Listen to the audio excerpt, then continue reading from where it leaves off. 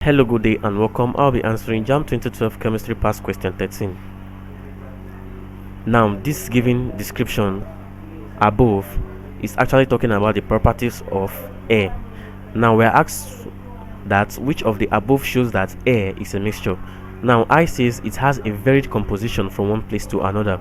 Like we know, the composition of air here and composition of air in another place actually varies.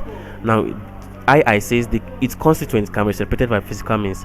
Like we know also, air is a mixture and can be separated by physical means. Now, I says it contains unreactive noble gases. Now, let's look at it. Which of the above shows that air is a mixture? Now, a mixture simply refers to what? Simply refers to substance. It refers to substance that can be separated by physical means. Now, looking at a mixture cannot be represented by a chemical formula. It simply means that a mixture actually what comprises of various substances, and these various substances are in different what composition, and that is why you see that the composition of a mixture actually what varies from place to place.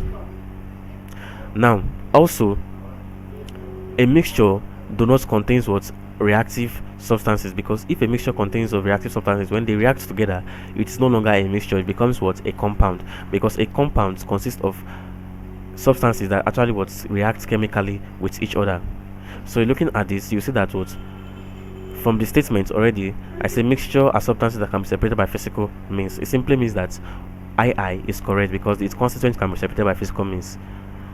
Option III says it contains unreactive noble gases. It's also correct. Mixtures consist of substances that do not react chemically with each other, and like you know, air consists of unreactive noble gases, making it what a mixture. I now says it has a varied composition from one place to another. I also makes it what a mixture. So the answer to this question is actually option D. I and I only.